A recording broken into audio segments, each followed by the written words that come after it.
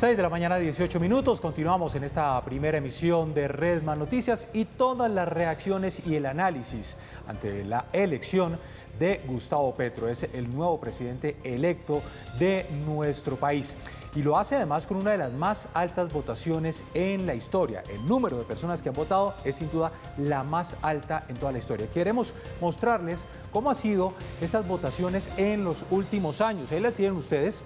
Gustavo Petro tiene hasta el momento, hace falta la terminación del escrutinio, 11.279.917 votos. Eso fue lo que obtuvo Gustavo Petro. Iván Duque tuvo 10.398.689 votos, presidente que termina su mandato. Juan Manuel Santos, en el año 2010, y fue hasta el 2018, obtuvo en esa elección 7.839.342 votos. En porcentaje, sí ha sido una de las más altas votaciones de la historia, la de Juan Manuel Santos. Álvaro Uribe Vélez, presidente del año 2002 a 2010, un periodo de reelección, tuvo 7.397.835 votos. Andrés Pastrana en el año de 1998, 6.114.752 votos. Ernesto Samper en el año de 1994, 3.733.366 votos. Y también reparemos en la votación que obtuvo en el año de 1990 César Gaviria Trujillo, 2.891.808 votos. Ahí ven ustedes el resultado de las votaciones y sin duda, pues el mayor número de votos obtenidos hasta el momento los tiene Gustavo Petro.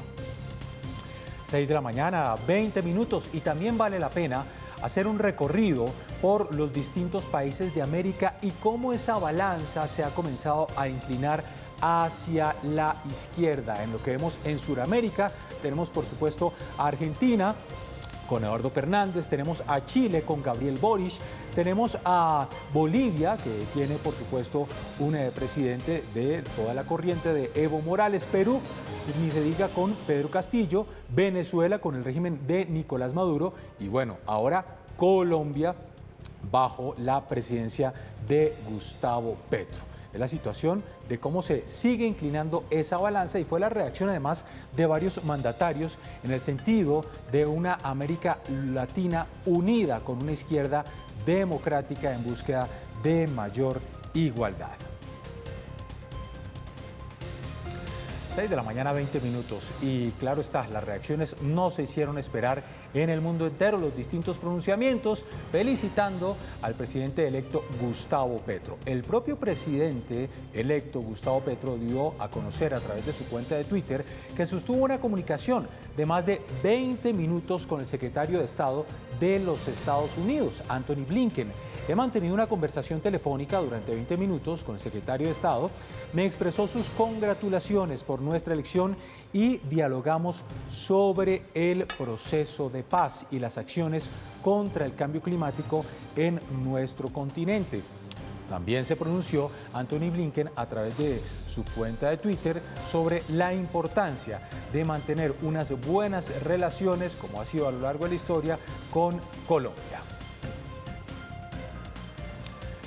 Y también tenemos las reacciones a las 6 de la mañana, 21 minutos, de las distintas personalidades a nivel nacional tras la elección de Gustavo Petro como nuevo presidente de la República. Fueron varias desde que se conocieron los detalles y desde que se comenzaron a dar las distintas celebraciones. Acá está. Una de las reacciones más esperadas fue la del expresidente Álvaro Uribe, principal crítico y opositor de Gustavo Petro. Para defender la democracia es menester acatarla. Gustavo Petro es el presidente, que nos guíe un sentimiento. Primero Colombia. De otra parte, el presidente Iván Duque fue uno de los primeros en pronunciarse. Llamé a Gustavo Petro para felicitarlo como presidente electo de los colombianos. Acordamos reunirnos en los próximos días para iniciar una transición armónica, institucional y transparente. Estas fueron las reacciones de los simpatizantes del pacto histórico. Armando Benedetti: doy por superados todos mis desencuentros y malentendidos personales con mis contradictores. Ninguna pelea ni rencilla vieja contribuye a escribir una nueva página en la historia de Colombia. Gracias Colombia, tú también ayudaste. Sus contrincantes en la campaña también le enviaron un mensaje contundente. Petro, espero que su gobierno no sea el reflejo de su campaña, que su presidencia dure 4 años y no más, que respete la propiedad privada, la libre prensa, la iniciativa empresarial, el ahorro de los colombianos o los opositores y a quienes pensamos muy diferente a usted. Felicitaciones a Gustavo Petro, le deseo lo acompañe la sabiduría para tranquilizar y cuidar este país adolorido. Desde la oposición también hubo reacción. María Fernanda Cabal. Aquí estoy y soy oposición, no los voy a abandonar. Los socialistas solo saben destruir y nuestra obligación es defender la libertad. Finalmente, el sector económico y empresarial espera tener un gobierno de agenda conjunta. Hemos felicitado al presidente electo, doctor Gustavo Petro, a la vicepresidente, la doctora Francia Márquez, expresándole nuestro propósito de trabajar conjuntamente por un sector empresarial que es generador de bienestar. Las necesidades del sector agropecuario no dan espera y por eso invitamos desde ya al presidente electo, a Gustavo Petro, para sentarse a construir consensos y a dialogar, como él mismo lo dijera anoche, para diseñar e implementar las medidas que necesita la ruralidad. Él tiene la oportunidad de unir a Colombia, de acabar con la polarización. Por su parte, la guerrilla del Ejército de Liberación Nacional, ELN, también se pronunció y aseguran que explorarían un proceso de paz con el nuevo gobierno. 6 de la mañana, 24 minutos. Las distintas reacciones también se pronunció a través de su cuenta de Twitter la alcaldesa de Bogotá, Claudia López. Al fin ganamos, así encabezó su Twitter en el que felicitaba, por supuesto, al presidente electo Gustavo Petro. Felicitamos a Gustavo Petro, a la vicepresidenta Francia Márquez, fue lo que dijo la alcaldesa Claudia López. También se pronunció Sergio Fajardo, felicitaciones a Gustavo Petro. Le deseo lo acompañe la sabiduría para tranquilizar y cuidar a este país adolorido. Los distintos gremios también se siguen pronunciando. Tenemos lo que dijo Asobancaria, el presidente de Asobancaria, Hernando José Gómez, envió un mensaje al presidente electo Gustavo Petro. También se pronunció el ex candidato a la presidencia Federico Gutiérrez. Y le deseaba pues la mejor suerte a Gustavo Petro, pero eso sí, le pide respetar la democracia, que su gobierno solamente dure 4 años. En fin, también hay otros pronunciamientos de distintos mandatarios. Jorge Iván Ospina, alcalde de Cali, esto dijo. Pues ustedes saben que a mí me satisface ampliamente que haya ganado. Ahora es responsabilidad de nosotros presentar proyectos estratégicos para que sean acompañados por la nación. Algunos que desafortunadamente no han sido acompañados y en los que creemos profundamente. 6 de la mañana, 26 minutos, fue lo que dijo el alcalde de Cali, Jorge Iván Ospina. Y también se pronunció el suspendido alcalde. Hay que esperar qué decisión toma la Procuraduría si levanta esta suspensión. Estamos hablando de Daniel Quintero, alcalde de Medellín, sobre la victoria de Gustavo Petro. En la Procuraduría continuará, pero tenemos todas las pruebas de que hubo una violación al debido proceso, de que no hay ninguna manifestación directa de participación. Lo que sí, un deseo de cambio, que hoy se está viendo aquí, se está viendo en el país, lo celebramos todos los colombianos. Y de nuevo, un mensaje a unirnos. El comentario de Mauricio. Cuando han pasado ya un poco más de 36 horas desde que se supo que Gustavo Petro es el nuevo presidente de la República, lo que todo el mundo se pregunta es ¿cómo será ese nuevo mandato? Una pregunta que, por supuesto, no tiene una respuesta contundente a estas alturas, pero sobre la cual hay 3 elementos de juicio que vale la pena destacar. El primero de ellos, ¿cómo fue la diferencia de votos entre Gustavo Petro y Rodolfo Hernández? Recuerden ustedes, 700.000 votos. ¿Fue una diferencia suficiente como para no dejar lugar a dudas acerca del triunfo, lo que nos ha ahorrado sin ningún asomo de sospecha una tranquilidad relativa? No hubo levantamientos en las calles, no hubo disputas acerca de posibles fraudes, una diferencia suficiente para garantizar que unos y otros reconozcan esa victoria, pero también suficientemente estrecha como para saber que no las tiene todas consigo Gustavo Petro, que no tiene un cheque en blanco, es decir, que apenas superó ligeramente el 50% de los votos y eso significa que va a tener que negociar. En segunda instancia, ¿Cómo será la relación con la oposición? Pues lo más destacable de su discurso del día domingo fue el llamado a un acuerdo nacional, a buscar que propios y extraños, que los de sus propias filiaciones políticas, así como aquellos que estaban en la otra orilla o están en la otra orilla del espectro ideológico, se acerquen a un acuerdo nacional.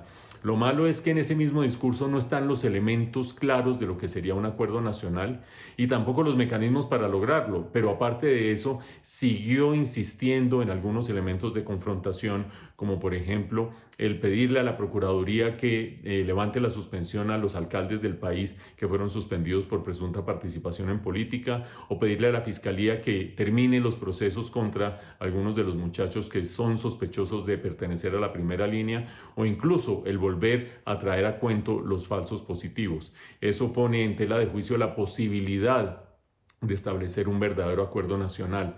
Pero finalmente, ¿cuál será el escenario que hay que seguir de aquí en adelante? Con una diferencia importante para evitar suspicacias, pero supremamente estrecha, que no le da un cheque en blanco. Lo que tenemos por delante es la posibilidad de que Gustavo Petro mueva sus iniciativas en el Congreso.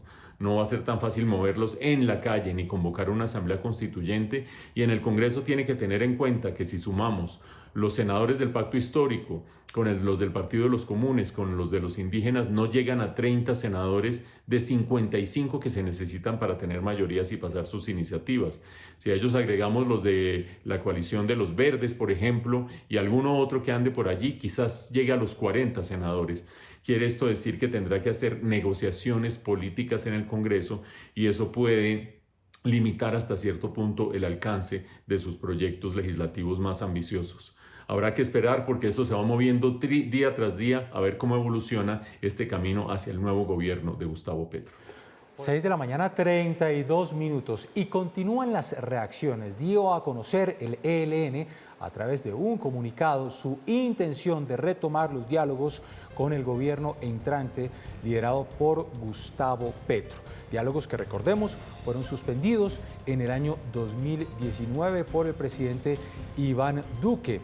Dice el ELN que pone sobre la mesa temas importantes como el narcotráfico y también el modelo energético. El anuncio se hizo el día de ayer. Dispuestos a reanudar estos diálogos, el ELN mantiene activo su sistema de lucha y resistencia política y militar, pero también su plena disposición para avanzar en un proceso de paz que dé continuidad a la mesa de conversaciones iniciada en Quito en febrero de 2017. Colombia, como país más afectado por esta guerra, reclama un cambio radical. Ha reiterado el ELN que tiene esta disposición, y el propio presidente Gustavo Petro ha dicho que tiene la intención de retomar estos diálogos.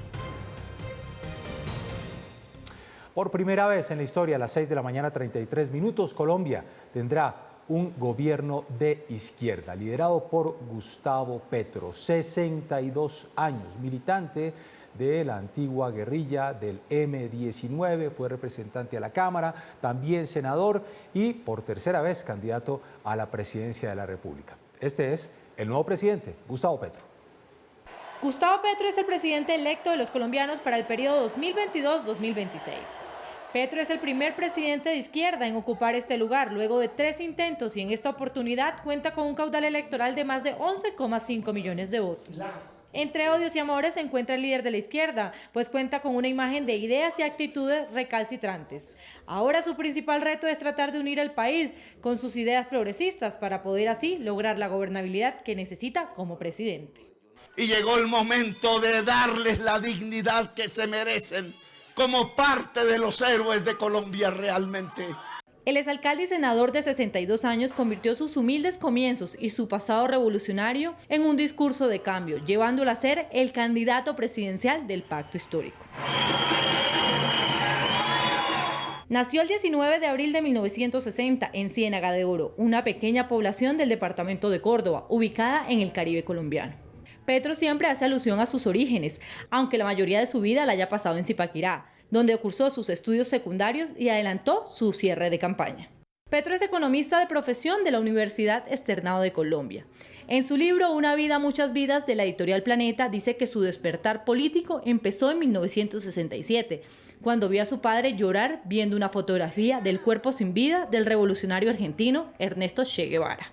El aspirante presidencial tiene especialización en Administración Pública de la ESAT, estudios en Máster de Economía de la Universidad Javeriana, además de una especialización en Medio Ambiente y Desarrollo Poblacional en la Universidad Católica de Lovaina y estudios en doctorado en Nuevas Tendencias en Administración de Empresas en la Universidad de Salamanca. Petro comenzó su carrera política primero como concejal independiente de Zipaquirá, después como parte clandestina de la extinta guerrilla del M-19. Luego llegó a la Cámara de Representantes en 1991 por el departamento de Cundinamarca. En 1994 fue nombrado embajador de Colombia en Bélgica, como agregado diplomático para los derechos humanos. Regresó a Colombia en 1998 y aspiró nuevamente a la Cámara de Representantes. Del año 2006 al 2010 fue senador de la República. Entre el 2012 y el 2015 fue elegido alcalde mayor de Bogotá. En el 2018 fue candidato presidencial por el movimiento significativo de Ciudadanos Colombia Humana. Con una votación histórica de más de 8 millones de votos y haciendo uso por primera vez del estatuto de la oposición. Al ser la segunda votación en las presidenciales, fue senador en el periodo 2018 a 2022. Me llamo Gustavo Petro y soy su presidente. 6 de la mañana, 36 minutos. ¿Y quién va a ser la nueva primera dama de la nación?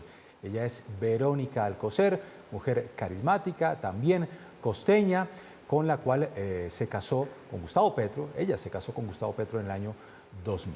Ella es la nueva primera dama de la nación. Quiero agradecerle a Verónica que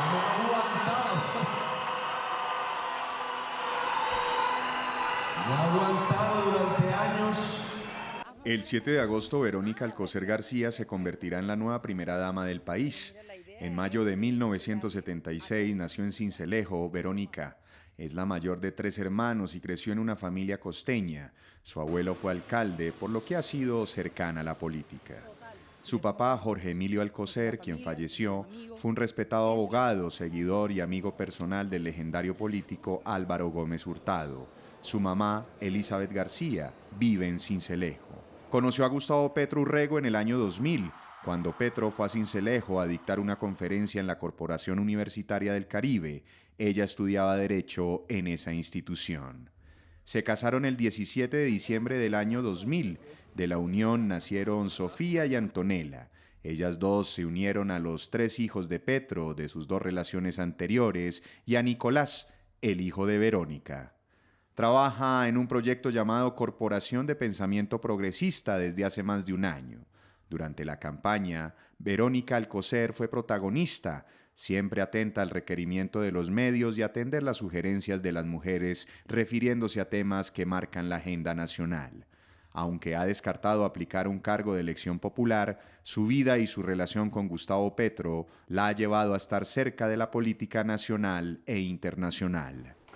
6 de la mañana, 38 minutos. Conocer las noticias es bueno, entenderlas es mejor. Saludamos a esta hora al analista político Darío Dangond. Doctor Dangond, gracias por atendernos. Feliz semana. Buenas. ¿Cómo están? Muy contento de estar aquí otra vez con ustedes. Muchas gracias por la invitación. Gracias por atendernos. Muchas cosas que analizar. ¿Por qué ganó Gustavo Petro? Bueno, esa es una pregunta bien interesante, sobre todo porque el resultado final, en términos de número de votos, fue bastante superior a lo que históricamente Gustavo Petro había obtenido. Muchos analistas electorales decían que Gustavo Petro tenía un techo electoral que se acercaba más o menos al 40%, pues normalmente del voto, y en esta ocasión pues obtuvo pues más del 50% del voto depositado. Yo creo que hay varios factores que se pueden analizar. Por una parte, hay que resaltar la participación ciudadana. Hubo un porcentaje muy significativo de participación ciudadana. Por primera vez en muchos años se superó, digamos, el 50% de participación del total del censo electoral. Eso es importante en términos de mostrar que tenemos una democracia muy viva, muy dinámica, muy vibrante. Y posiblemente ese porcentaje, digamos, extraordinario pues, de ciudadanos que normalmente no votaban, que esta vez se acercaron a votar, marcaron una diferencia. Claro. Por otra parte, yo creo que fue determinante posiblemente lo que pasó en las últimas 3 semanas, las semanas entre la primera y la segunda vuelta, y muy especialmente la última semana. La última semana dio la impresión de que el ingeniero Rodolfo Hernández le bajó pues la intensidad a su campaña, no hizo, digamos, el esfuerzo, y eso sumado pues al hecho de que probablemente el no haber participado en los debates pudo haber, digamos, restado parte del apoyo que de manera sorpresiva el ingeniero había obtenido en la primera vuelta. Sí, ahora viene el otro gran tema, y es cómo se van a mover las fuerzas en el Congreso para poder tramitar esas reformas ambiciosas que tiene el nuevo presidente Gustavo Petro. Necesita de las mayorías en el Congreso. En este momento no las tiene. 20, en el caso del Senado, 20 senadores del pacto histórico más otras fuerzas, pero no le dan la mayoría de casi 60 senadores de Centro Democrático, de conservadores, de Partido Liberal, en fin. ¿Cómo va a ser esa medición de fuerzas para lograr mayoría en el Congreso? Bueno, eso es importante, ¿no? Tengan en cuenta que nosotros tenemos un Estado de Derecho en pleno vigor, muy operativo, y eso obviamente, no obstante que el presidente, pues, en su condición de jefe de Estado y jefe de gobierno, tiene un gran poder, tiene una gran posibilidad para plantear iniciativas y para impulsarlas, pues bueno, esas iniciativas tienen que ser aprobadas por el Congreso, y es bien interesante porque en esta ocasión tenemos un Congreso en el que casi todas las fuerzas tienen las fuerzas más relevantes, tiene una participación bastante proporcional. Eso implica que el gobierno va a tener que negociar muy duro, va a tener que asumir negociaciones políticas muy fuertes con los diferentes sectores políticos para lograr las mayorías que requiere. En ese sentido, hemos visto hasta ahora, pues, en las declaraciones del presidente electo y de las personas que lo han acompañado, pues representativos del pacto histórico, que hacen un llamado, pues, a la unidad nacional, hacen un llamado, pues, a la apertura al diálogo, a la construcción de consensos que permitan establecer puntos comunes y que den lugar, pues, abran el espacio para poder lograr las mayorías en el Congreso, y más que eso.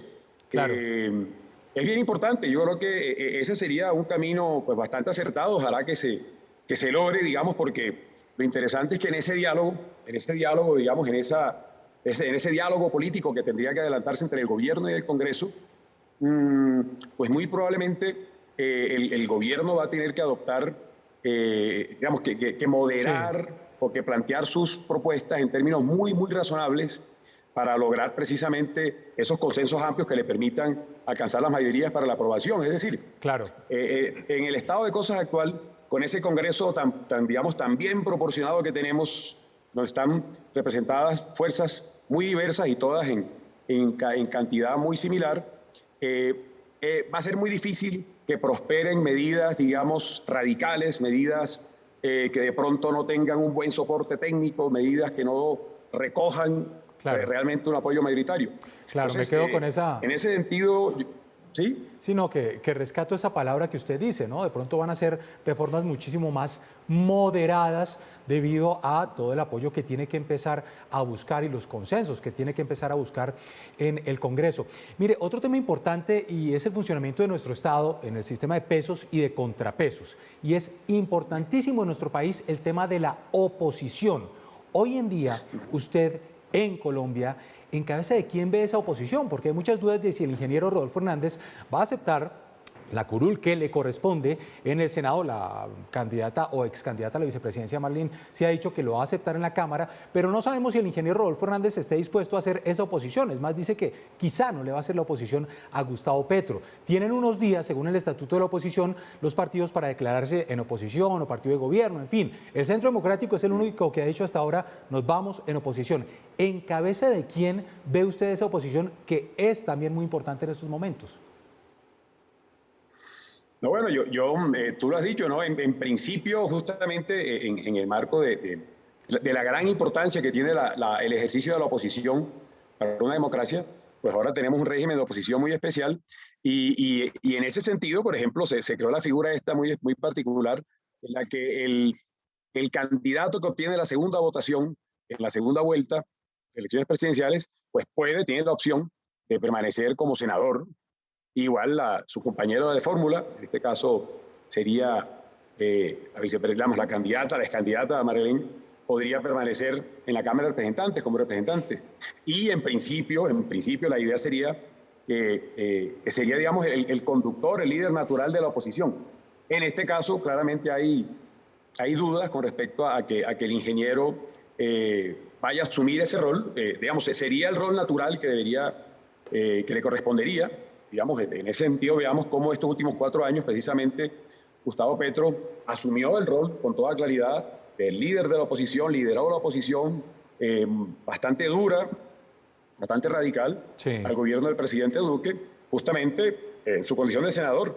En este momento yo creo que realmente lo único que hay claro es que el Centro Democrático, como ya lo ha declarado, asumiría claramente el rol de oposición. Con respecto a otros partidos, yo no estoy tan seguro. Yo creo que muy probablemente pues, la bancada, por ejemplo, de centro, especialmente el Partido Verde, es muy probable que ya termine acompañando al gobierno que se acerca en la mayor cantidad de iniciativas. Estaría por ver qué rol van a asumir el Partido Liberal, el Partido Conservador. Es probable que el Partido Conservador se sume a la oposición.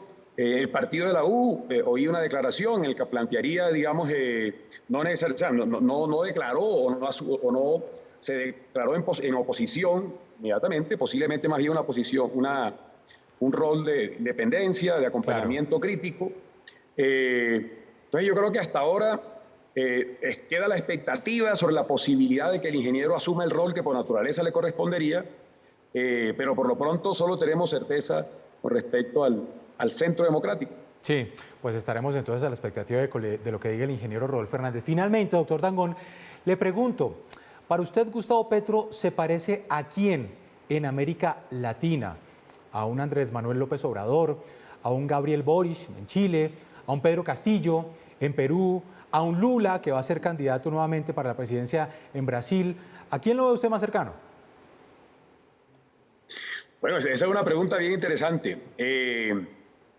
Sobre todo porque yo creo que Gustavo Petro, sobre todo, él preferiría parecerse a él mismo.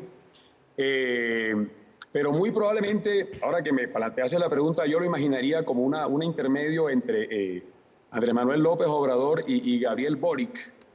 De pronto Gustavo Petro tiene esa mezcla que recoge mucho de la izquierda tradicional, muchos de sus proyectos, muchas de esas ideas, pero está tratando de presentarse como esa cara nueva, renovada de la izquierda democrática en América Latina, una izquierda, digamos, que plantea un compromiso serio con los derechos humanos, por lo menos como lo ha dicho hasta ahora el presidente Boric en Chile, una izquierda que no va a ceder ante las tentaciones pues, de rompimiento del orden constitucional. Eso lo ha dicho una y otra vez Gustavo Petro. Él se cuenta que en ese sentido hay una gran expectativa, ¿no? Hay una gran expectativa en los últimos años que han ascendido al gobierno corrientes políticas de izquierda en América Latina, como usted lo ha mencionado ahora. En general, esos presidentes, en general, salvo algunas excepciones, han logrado, digamos, mantenerse leales a la vía republicana, han respetado los presupuestos del Estado de Derecho, la separación de poderes, incluso bueno, salvo, por ejemplo, pues la experiencia obviamente chavista en Venezuela, que fue exactamente todo lo contrario, ¿no? Pero las otras experiencias han sido en el marco de la impulso de políticas de izquierda, se han mantenido leales a los presupuestos del Estado de Derecho y a la vía republicana. Esa es una gran expectativa con respecto al gobierno del presidente Petro, debido precisamente a su carácter, a su personalidad. Hay una gran inquietud sobre si hasta qué punto finalmente, más allá del discurso, en efecto se someterá a los rigores del Estado de Derecho, a negociar razonablemente con el Congreso, a someterse a las decisiones que eventualmente, con respecto a proyectos de ley que obtengan la mayoría, eventualmente no sean favorecidos en la Corte Constitucional porque los encuentre contrarios a la Constitución. Claro, que esa es otra de las llamadas talanqueras, ¿no? La Corte Constitucional, están las IAS, Procuraduría, Fiscalía, que además en estos momentos pues no fueron, digamos, postulados por el presidente Petro, sino que son del gobierno saliente. Así que ahí tiene algunas talanqueras que esperamos sean respetadas en un Estado de Derecho. Es Darío Dangond, analista político, a quien le agradecemos estar acá en Red Más Noticias. ¡Feliz semana! Muchas gracias, igualmente, encantado. Que esté muy bien. Muy bien, 6 de la mañana, 50 minutos. Vámonos con el pronóstico del clima, iniciando una nueva semana. Qué frío el que está haciendo en Bogotá. Una temperatura mínima de 7 grados, máxima de 18 grados. Sin embargo, el pronóstico es de buen sol en la capital, al fondo del Parque Metropolitano Simón Bolívar. En Barranquilla, una temperatura mínima de 24 grados. Buen calor en La Arenosa, con una máxima de 30 grados. Nos vamos para la ciudad de Medellín. Está la expectativa de qué decisión tome la Procuraduría con el suspendido alcalde Daniel Quintero. Temperatura mínima 13 grados, máxima de 25 grados. En Medellín y todos pendientes del Nacional. En Cali, temperatura mínima 17 grados, máxima de 26 grados. Bucaramanga, mínima de 17 grados, máxima de 26 grados. Y en Bucaramanga y en el país, pendientes de lo que diga el ingeniero Rodolfo Hernández. ¿Va a aceptar la curul? ¿Sí o no?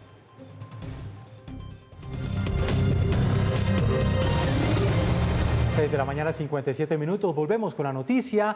Gustavo Petro es el nuevo presidente de nuestro país y continúan las reacciones. Los dirigentes gremiales dicen que están a la expectativa de las directrices que se comiencen a dar, de los mensajes que se comiencen a dar alrededor de la economía para seguir cerrando las brechas laborales en pos de una igualdad. Mauricio Sandoval, los detalles.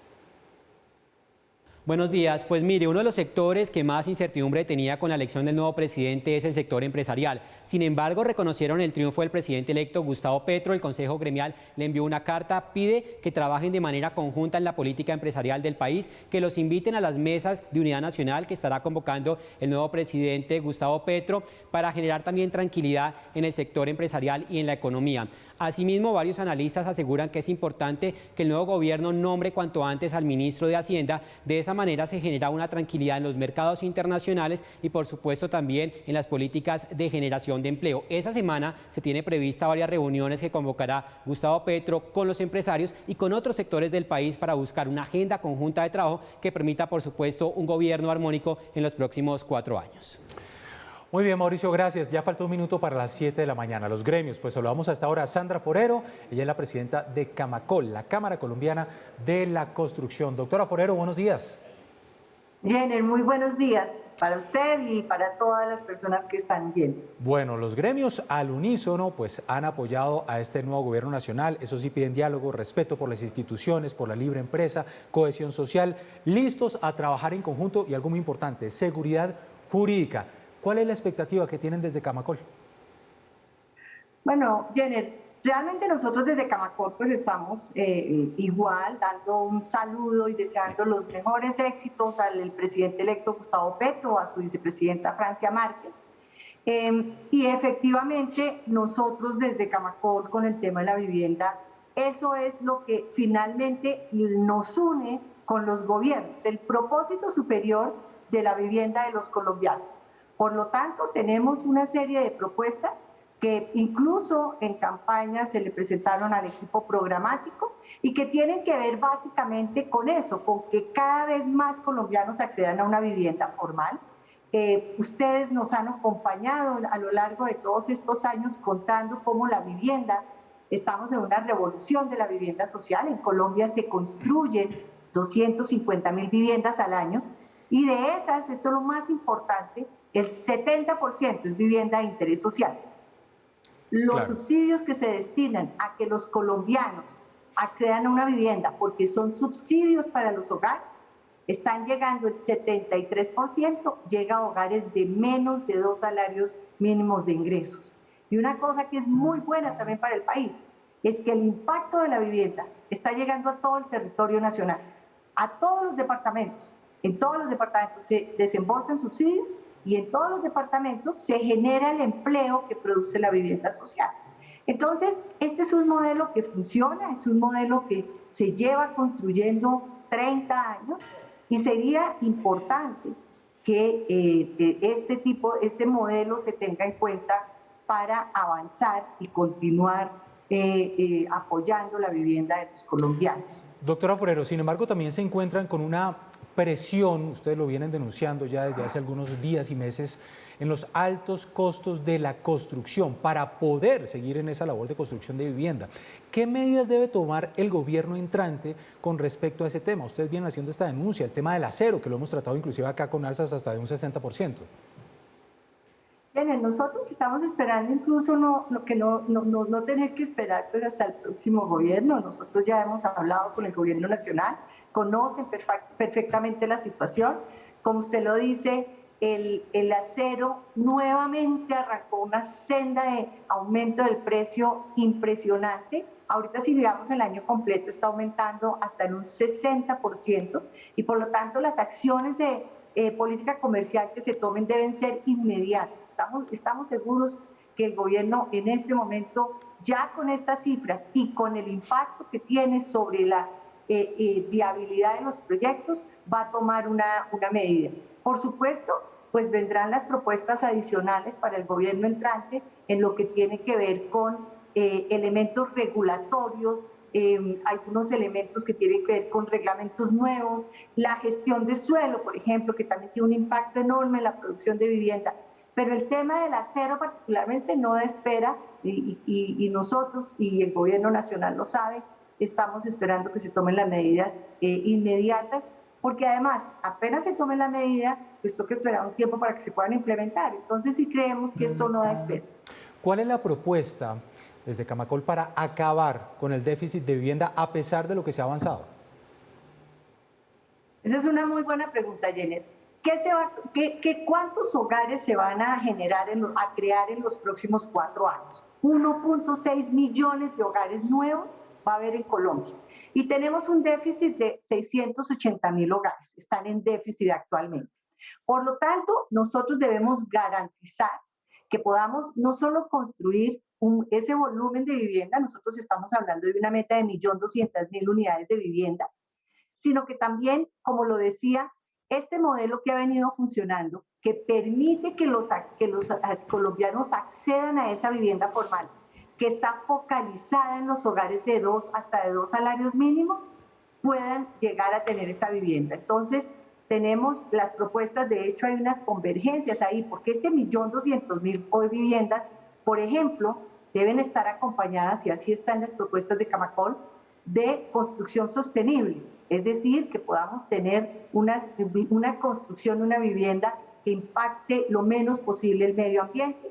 Tenemos que construir con este 1.200.000 viviendas que se van a hacer en los próximos 4 años, lo que nosotros llamamos elementos para la construcción de tejido social. Sí. Los colegios, los centros infantiles, tenemos la manera de garantizar 1 millón de metros cuadrados al año en estos elementos, colegios, centros deportivos, parques, que permitan construir tejido social. Y una cosa, Jenner, que es muy importante y que están incorporadas en nuestras propuestas, la ruralidad. Garantizar las condiciones para que los hogares que viven en el entorno rural de Colombia, 8 de cada 10 hogares tienen alguna precariedad en su vivienda. Entonces también tenemos una propuesta desde lo rural, desde Camacol, para garantizar estas viviendas en la ruralidad. Pues es la presidenta de Camacol, la doctora Sandra Forero, a quien le agradecemos estar estos minutos acá en Redma Noticias y que sean unos buenos 4 años. Doctora Forero, feliz semana. Jenner, gracias. El tejido empresarial está listo para atender las necesidades de Colombia y para seguir creciendo y fortaleciendo esta nación. Gracias.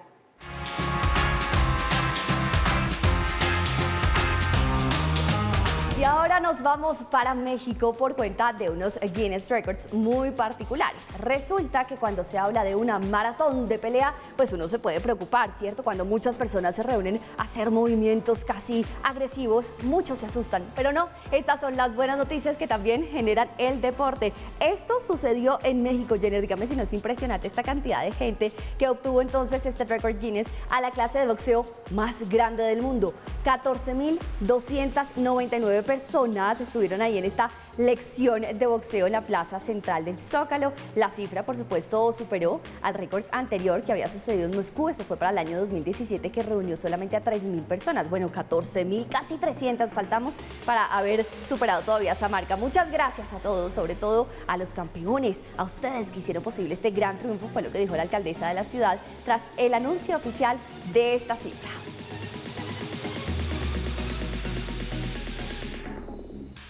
Bueno, ellos estaban de ropa deportiva haciendo su clase masiva de boxeo. ¿Qué tal la hubieran hecho en ropa o en trajes más diminutos? ¿Usted se los imagina a las mujeres en bikini?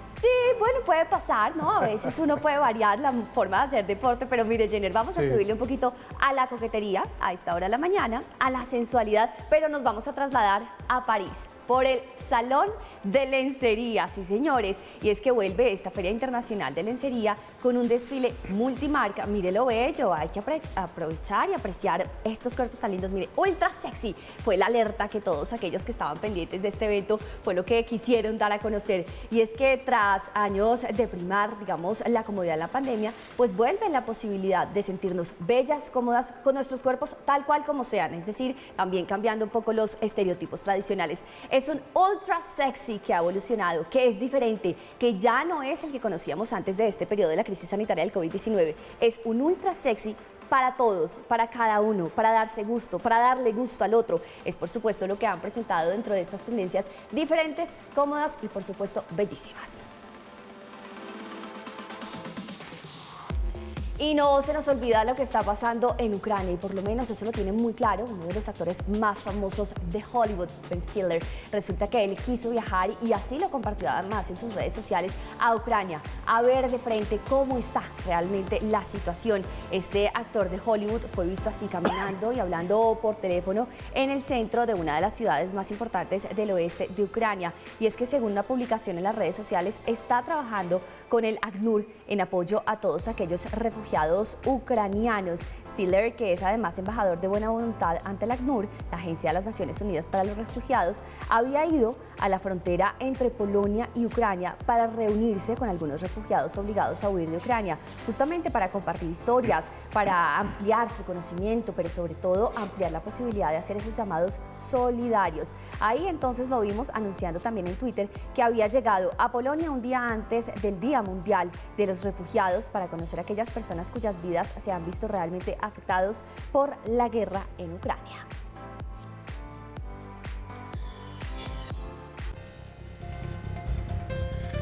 Siete de la mañana, 11 minutos. Volvemos con la noticia de la elección de Gustavo Petro, nuevo presidente electo de nuestro país. Luego de que se conocieran los resultados, pues todos estábamos a la expectativa del discurso que pronunciaría Gustavo Petro. Pues efectivamente así lo hizo, un concierto, como es costumbre, totalmente improvisado, 42 minutos en los cuales pues planteó lo que van a ser sus líneas en estos 4 años de gobierno. Sin embargo, llamó la atención un llamado que hizo el primero a la Fiscalía y el segundo a la Procuraduría. A la Fiscalía: le pido que libere a los jóvenes. El fiscal respondió el mismo domingo en horas de la noche. Ha dicho que si quiere que se liberen a estos jóvenes, que son presuntos integrantes de la primera línea, jóvenes delincuentes, dijo el fiscal, pues debe acudir al Congreso para cambiar las leyes, y le pidió que tramitara estas solicitudes de forma institucional. También hubo otro llamado de Gustavo Petro a la Procuraduría para que restituya a los alcaldes suspendidos. Esto generó inquietud en varios sectores sobre cómo hacer la separación de poderes en un gobierno de Gustavo Petro. Francisco Barbosa. Si el presidente electo quiere buscar la liberación de jóvenes que cometieron delitos, debe pedirle el favor al Congreso que cambie la ley y no al fiscal general. Lo invito a que tramite sus debates institucionalmente y no de manera personal, teniendo en cuenta en la colaboración armónica de los poderes públicos, artículo 113 de la CP. La ley en Colombia se cumple conforme a los artículos 6 y 29 de nuestra Carta Política. Una vez terminado el proceso electoral, terminan las razones por las cuales se había suspendido y por lo tanto se levanta la suspensión, lo cual no quiere decir que el proceso se termine. El proceso sigue su investigación para determinar si hay lugar o no a un pliego de cargos y a una sanción correspondiente. 7 de la mañana, 13 minutos. Se espera entonces que el suspendido alcalde Daniel Quintero sea restituido en su cargo, ya que el proceso electoral terminó. Pero eso sí, como dice la procuradora, el proceso de investigación disciplinaria continúa.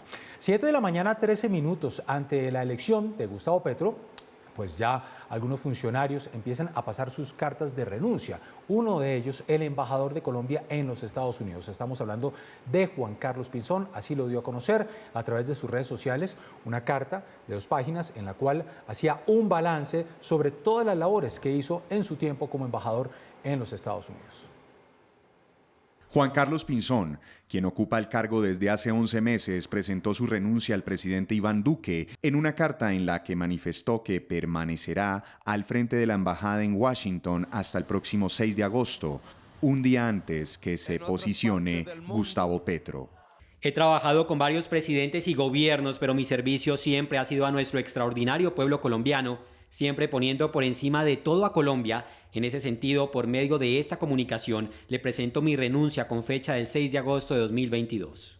Pinzón, de 50 años, que ya había sido embajador ante la Casa Blanca en el gobierno de Juan Manuel Santos, llegó a la embajada por segunda vez el año pasado en sustitución del vicepresidente Francisco Santos, con el objetivo de estrechar las relaciones de Colombia con Estados Unidos.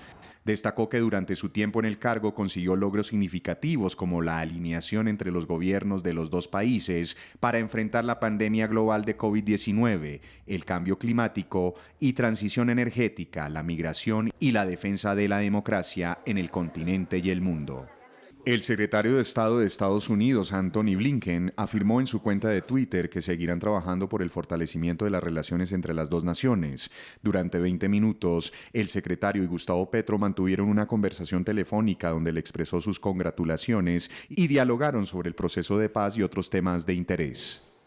7 de la mañana, 15 minutos. Otro de los pronunciamientos fue del propio presidente de la República. Estamos hablando de Iván Duque, felicitando a Gustavo Petro y reiterándole que está listo para toda la transición. Recordemos que el presidente Iván Duque ya nombró a algunas personas que van a estar liderando este proceso de transición, entre ellos el ministro de Hacienda. Pues esa imagen histórica se dará esta semana, cuando Gustavo Petro, presidente entrante, pues llegue a la Casa de Nariño y sea recibido por el presidente saliente Iván Duque. Ambos presidentes en orillas muy opuestas. Laura Daniela Cifuentes con los detalles. Buenos días.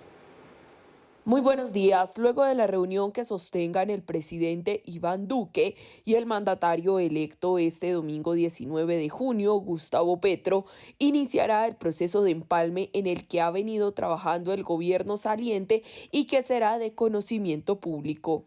Durante su participación en el Foro Atlántico, el jefe de Estado aseguró que gobernar un país en democracia requiere el respeto por la separación de poderes. De acuerdo con lo presupuestado por la administración Duque, se podrían dar 4 reuniones en el próximo mes hasta el 7 de agosto con el equipo delegado por el nuevo presidente. El director del Departamento Administrativo de la Presidencia, la jefe de gabinete María Paula Correa y la directora del Departamento Nacional de Planeación serán los demás funcionarios encargados de sacar adelante el proceso de empalme, que también quedará publicado en un decálogo. Muy bien, Laura Daniela, gracias. 7 de la mañana, 17 minutos. Y todos a la expectativa de los nombres que comience a dar Gustavo Petro, incluso lo que dicen algunos para dar tranquilidad a los mercados, que se dé el nombre de quién va a ser el ministro de Hacienda. Varios nombres comienzan a sonar: ministro de Hacienda, ministro del Interior, ministro de Cultura, el sonajero ministerial. De acuerdo con analistas, el primer cargo que Gustavo Petro debería nombrar es el que lidera el Ministerio de Hacienda, pues depende de quién ocupe el cargo, se podría dar un parte de tranquilidad en los mercados financieros y en el sector empresarial. Para esta cartera suena el exministro de Hacienda Rudolf Homens, también José Antonio Campo, quien hizo parte de la campaña de Sergio Fajardo, o el excandidato presidencial y exministro de Salud Alejandro Gaviria, quien nos confirmó en Red Más Noticias que le sugirió a Petro que nombrara en ese cargo a su esposa excoordinadora del Banco de la República, Carolina Soto. Para el Ministerio de Defensa se anticipa que pudiera ser una mujer, aunque no dio nombres. Aparece en el sonajero la exministra y excongresista liberal Cecilia López. Francia Márquez, por su parte, estaría a la cabeza del Ministerio de la Mujer y la Igualdad. Finalmente, también pudieran hacer parte de su gabinete el exmagistrado Iván Velázquez, el excandidato a la vicepresidencia Luis Guillermo Murillo y el jefe de la campaña Alfonso Prada. 7 de la mañana, 18 minutos. Saludamos a esta hora a Iván Demer, analista económico. Doctor Demer, gracias por atendernos. Feliz día. Bien, muchas gracias. ¿Cómo va todo?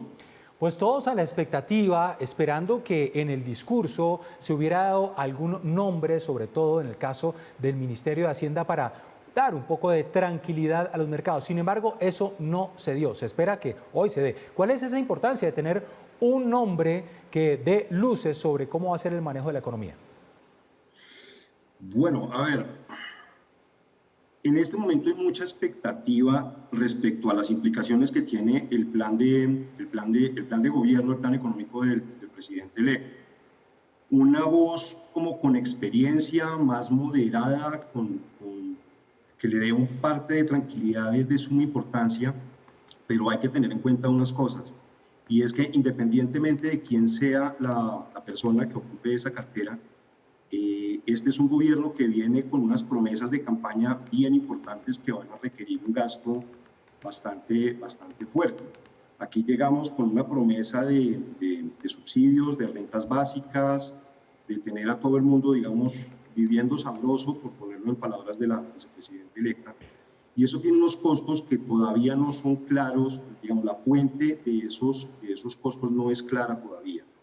Y los mercados están muy a la expectativa de esto. Ya tenemos un anuncio de una reforma tributaria. Sí. No sabemos de ahí qué va a salir.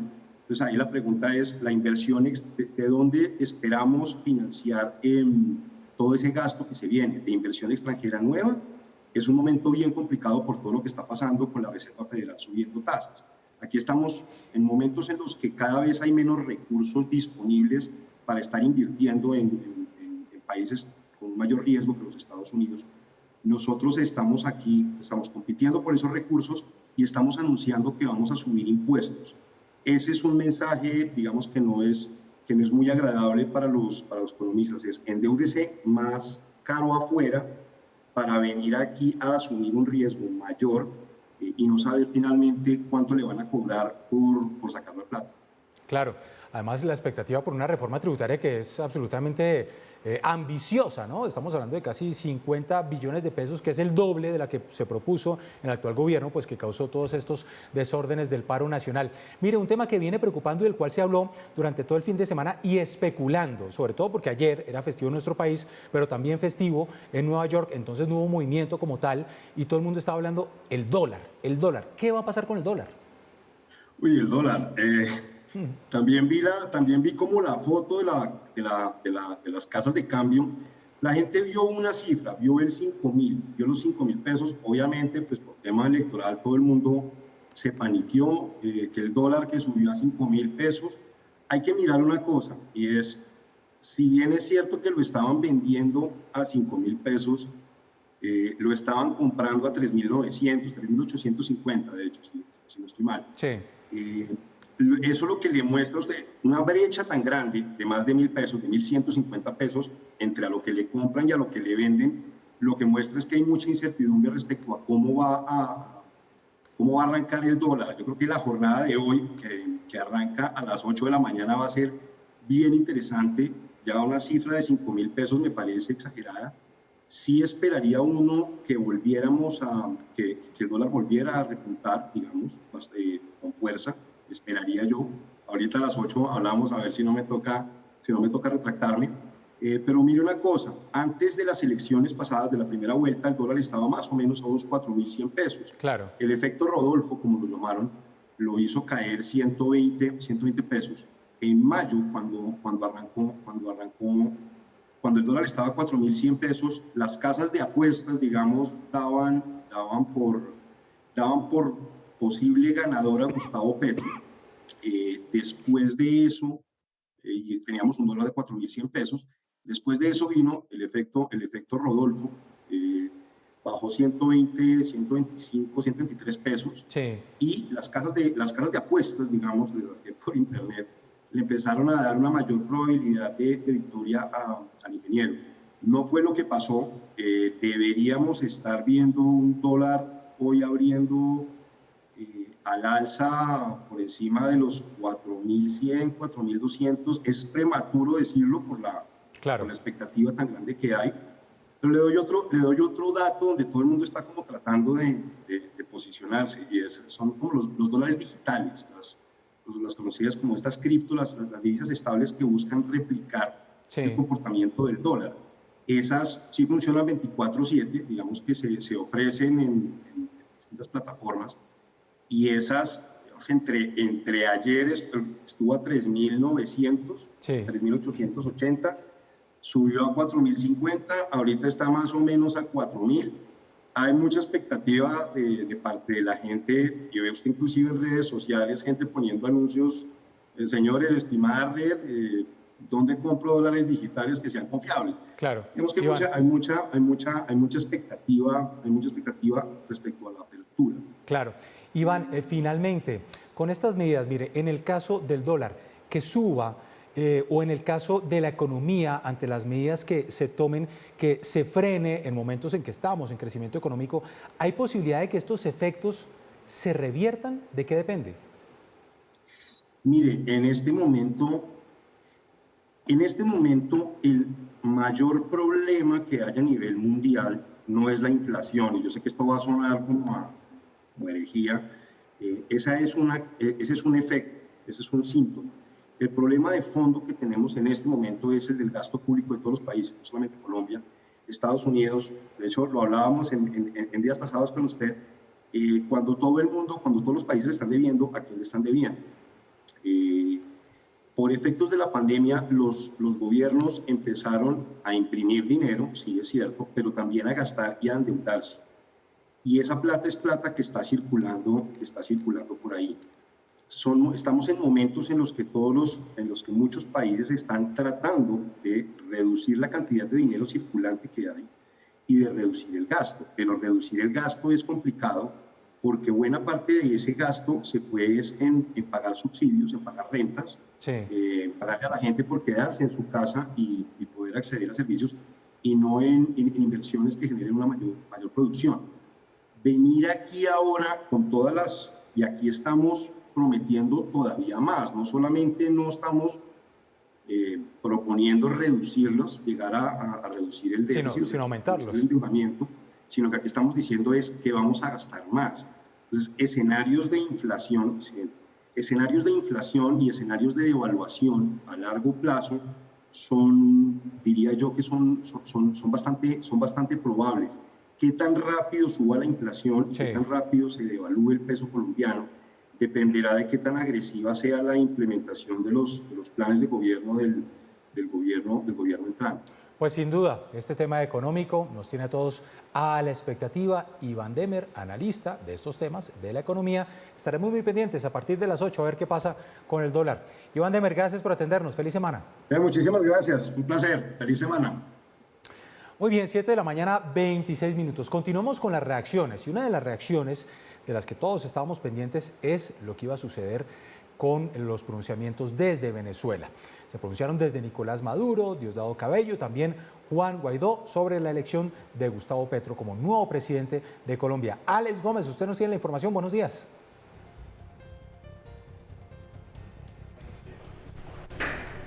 Alex, adelante.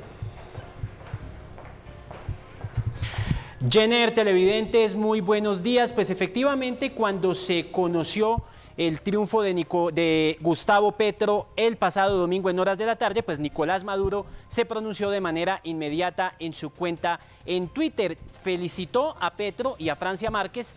También dijo que este es un triunfo de la democracia y de los acuerdos de paz en Colombia, y espera que nuevos tiempos se avisoren para el territorio colombiano. La Cancillería venezolana también se pronunció por medio de un comunicado de prensa asegurando que espera un pronto restablecimiento de relaciones entre ambos países, pero quien se ha pronunciado de manera más amplia ha sido el número 2 del chavismo, Diosdado Cabello. Ayer, en una conferencia de prensa, dijo que espera que sean varios los dirigentes del chavismo los que estén en la posesión presidencial de Petro el próximo 7 de agosto. Dijo también que espera un restablecimiento de organismos como UNASUR y la CELAC, y también aseguró que el Grupo de Lima llega prácticamente a su final con este triunfo de Gustavo Petro. Esto fue lo que dijo el número 2 del chavismo. El augurio para las relaciones con Colombia son las mejores, estoy seguro, porque en este momento no tenemos ninguna. No tenemos ni cónsul, no tenemos nada, ni ellos tienen aquí, ni ellos. Vecinos, el empeño de un señor que llegó ahí puesto por la narcopolítica, de acabar con lo que él llama la dictadura. La dictadura la tienen ellos, 200 años se acabaron de dictadura de la oligarquía colombiana. Y por supuesto la oposición venezolana también se ha pronunciado sobre este triunfo de Gustavo Petro. Por un lado, Juan Guaidó, quien sigue teniendo reconocimiento como presidente encargado de Venezuela por parte de Estados Unidos y del gobierno de Iván Duque, aseguró que espera que Petro mantenga el estatus de protección de los venezolanos que están en Colombia, mientras que la dirigente opositora María Corina Machado aseguró que el proyecto político de Petro es peligroso, pero es derrotable. Es información con Alexander Gómez para Red Más Noticias.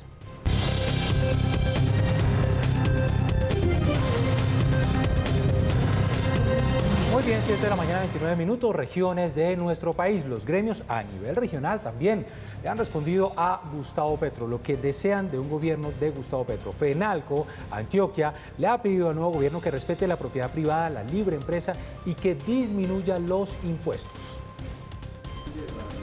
Ante el temor que hay en la región, el gremio empresarial más representativo de Antioquia pide soluciones que tienen acerca del manejo que tendrá la economía, la propia y privadas, la generación de empleo, entre otras. A él y a su equipo de gobierno lo invitamos a promover los principios de la libertad, que permiten la cooperación, la paz y el bienestar de todas las personas, a respetar la propiedad privada, la libre empresa, a disminuir impuestos y regulaciones para promover la formalización empresarial, a fomentar la seguridad y defensa de nuestro país, a respetar la institucionalidad, el libre mercado y reducir el gasto público. Sumado a esto, la agremiación de comerciantes recalcó la importancia de promover los principios de la libertad para el desarrollo de las empresas de todos los tamaños.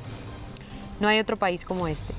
No hay otro país como este para generar oportunidades, promover el desarrollo de los territorios con empresas de todos los tamaños y de todos los sectores, con empresas como tiendas de barrio, como charcuterías, zapaterías, talleres, pequeñas, medianas y grandes, que a fin de cuentas son equipos de trabajo, personas que sueñan con una meta en común, que quieren apostarle al país. Finalmente, FENALCO le dice a la ciudadanía que no es momento de pecar por buenismo, es decir, bajar la guardia ante las dudas. 7 de la mañana, 30 minutos. Nos vamos del departamento de Antioquia a la ciudad de Cali, donde su alcalde, Jorge Iván Ospina, también felicitó al nuevo presidente, a Gustavo Petro. Dijo que su misión ahora es presentarle proyectos para el buen vivir, así dijo, de sus ciudadanos. Tras conocer que Gustavo Petro fue elegido como el nuevo presidente de Colombia, el alcalde Jorge Iván Ospina se mostró satisfecho y aseguró que su próxima responsabilidad será presentarle proyectos para el progreso de Cali. El primero, tren de cercanías. Cali necesita un tren que nos comunique con Jamundí, Palmira y Jumbo, con energías para su movilización que no sea de combustibles fósiles y que nos posibilite saltar a la modernidad. 2, Universidad Distrital. Entre otros proyectos que planteó Ospina están la recuperación de la seguridad en la capital vallecaucana y el fortalecimiento de las capacidades de los jóvenes. Esos son proyectos estratégicos que queremos gestionar con todos los actores, especialmente, digamos, que con el nuevo gobierno. Asimismo, desde distintos sectores económicos del Valle del Cauca le extendieron su apoyo a Gustavo Petro, manifestando su intención en contribuir al desarrollo de la región. Somos conscientes de los grandes retos que tenemos en materia social y en materia económica. También estamos convencidos de que para superarlos es necesario un trabajo articulado entre el sector público y privado, y por eso queremos expresar al nuevo gobierno nuestro apoyo. Tanto en Cali como en el Valle del Cauca, Petro triunfó en el número de votos, superando el 63% del total de sufragios. 7 de la mañana, 32 minutos. Cambiamos de tema. Hace algunos días fue como reportada, como desaparecida, la joven de 20 años, Karen Dayana Rodríguez, pues desafortunadamente fue encontrada sin vida en la localidad de Usme. Saludamos a esta hora a Fabián Forero. Fabián Forero, más detalles sobre esta lamentable noticia. Buenos días. Buenos días. La joven fue vista por última vez el 10 de junio, pero fue reportada como desaparecida el 16 de junio. Tras ser buscada en el conjunto donde vivía, su cuerpo sin vida fue hallado sin ropa en el parque de Cantarrana, en la localidad de Usme. Una mujer de servicio doméstico fue de las últimas personas en verla con vida y contó que la vio deambulando por las calles como si estuviera bajo el efecto de la escopolamina. La información de Bogotá con Fabián Frero en Red Más Noticias.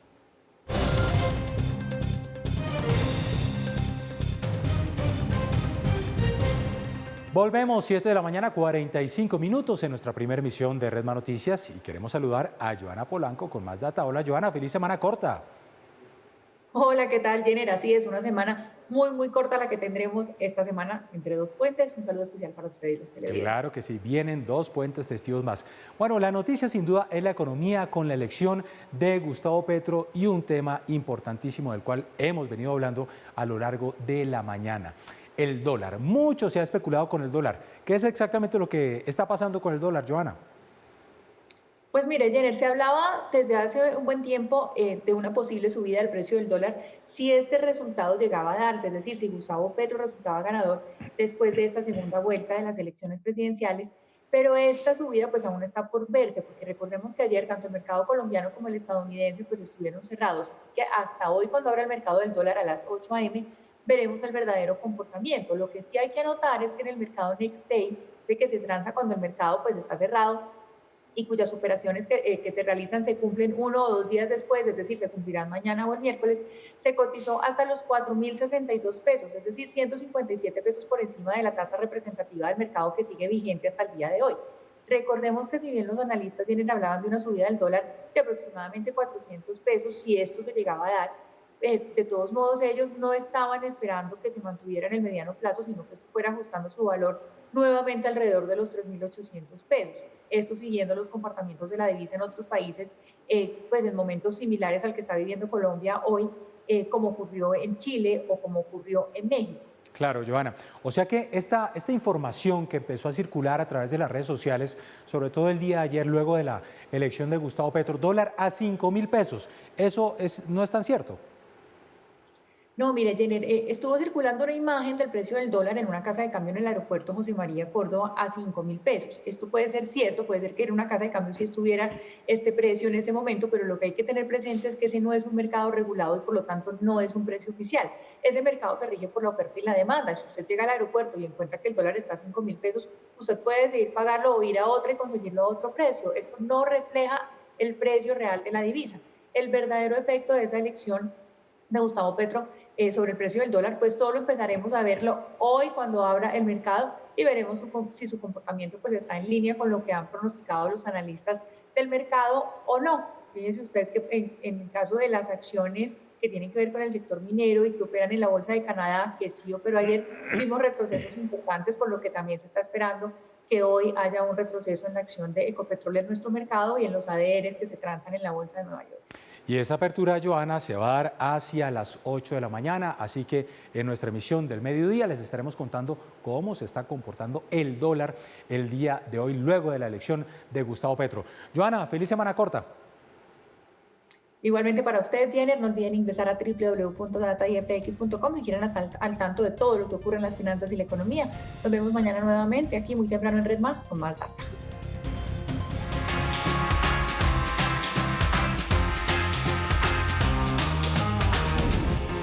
Entretenimiento, Tom Cruise sigue siendo noticia por cuenta de su película Top Gun Maverick, y es que cada vez más hay reacciones en el mundo entero sobre esta entrega después de tantos años. Esta vez, por ejemplo, el actor ha dicho que ha sentido realmente felicidad al conocer los resultados en Corea del Sur. Efectivamente, la estrella del pop ha dicho que sintió una presión tremenda para hacer esta secuela porque ya fue muy exitosa y además fue estrenada hace más de 3 décadas, pero que se sintió realmente recompensado al reunirse en persona con los fanáticos que le han dado todo su apoyo, por supuesto, a él y a la película. Es un privilegio estar aquí, estoy muy feliz de ver a todo el mundo. Los extrañé a todos, fue lo que dijo en una conferencia celebrada junto a la prensa, justamente allí en Seúl.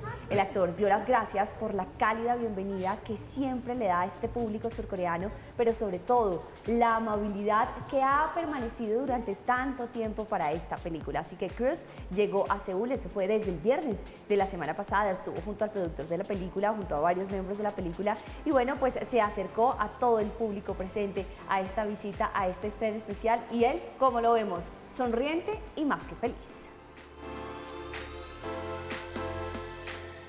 Ya se comienza a convertir Tom Cruise en toda una leyenda, ¿verdad, Paola? Con tantas películas y todas muy exitosas. Pero mire, leyendas también Robert De Niro y Al Pacino. Sin duda, dos de los grandes actores vivos. Ojalá los tengamos muchos años más de Hollywood. Pues se dieron una cita y tuvieron una conversación muy especial, particularmente para aquellos fanáticos del séptimo arte que los hemos visto compartiendo en varias películas, y estuvieron hablando particularmente de una que conocimos en 1995, Fuego contra Fuego. Bueno, pues por todo el tiempo que ha pasado. Sí, señor. Por todos los veranos que han pasado con esta película, y es que Al Pacino quiso recordar lo que sucedía, digamos, en el rodaje, la manera tan espontánea que lograron una de las escenas más importantes, y dice: Al Pacino y yo estábamos en esa escena que finalmente tuvimos y sentimos que hicimos lo mejor que pudimos hacer. ¿Sabes? Eso es lo que particularmente recuerdo. Esta cita se llevó a cabo en el Festival de Tribeca en este año, y justamente la gente estaba feliz de ver a De Niro, de 78 años ya, y Al Pacino, de 82 años, como usted dice, Jenny, pues considerados dos de los mejores actores estadounidenses de su generación.